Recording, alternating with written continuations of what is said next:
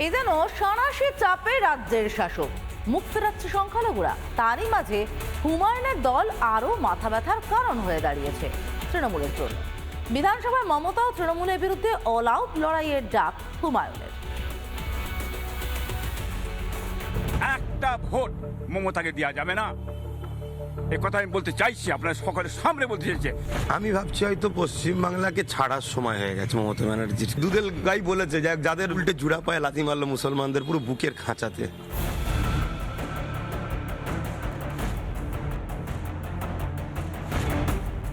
ছাব্বিশের আগে বেজায় ফাঁপড়ে রাজ্যের শাসক দল তৃণমূল কংগ্রেস।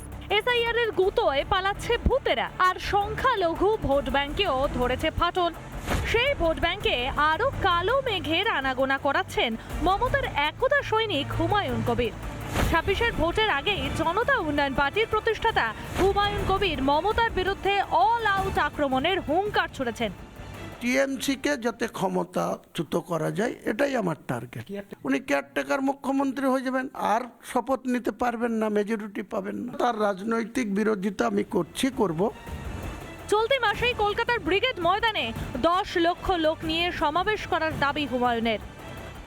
ওটা ডিফেন্সের মাঠ, তাদের সাথে এনওসি পেয়ে গেলেই আমরা কলকাতায় ব্রিগেডের সবার ডেট তারিখ ঘোষণা করব। কত লোক হবে? 10 লক্ষ লোককে জমায়েত করব। 10 লক্ষ। বাংলার রাজনীতিতে ২৬-এর নির্ণায়ক হওয়ার পাশাপাশি জোট সঙ্গীদের নিয়েও ইঙ্গিতপূর্ণ মন্তব্য ভরতপুরের বিধায়কের। জনতা উন্নয়ন পার্টি সরকার করতে পারে, কেউ আমাকে সাপোর্ট করতে বাধ্য হতে পারে। কি বলছেন আপনি? রাজনীতিতে সব হতে পারে। যে প্রথম পজিশনে থাকবে তার সঙ্গেই আলোচনা করব। বিরোধীতে থাকবো না, তাকে সাপোর্ট নেব। সাপোর্ট দিলে কন্ডিশনে থাকবে। যদি বিজেপি থাকে প্রথম পজিশনে, কোনো বাধা নাই ভাই। একদিকে ২৬-এ চতুর্থবার ক্ষমতায় আসার স্বপ্ন দেখছে তৃণমূল, কিন্তু কোন দল দুর্নীতিতে সরেছে পায়ের তলার মাটি। বাংলার মসনদে চতুর্থবার ফিরে আসার আকাঙ্ক্ষা স্বপ্ন হয়ে থেকে যাবে মমতা বন্দ্যোপাধ্যায়ের।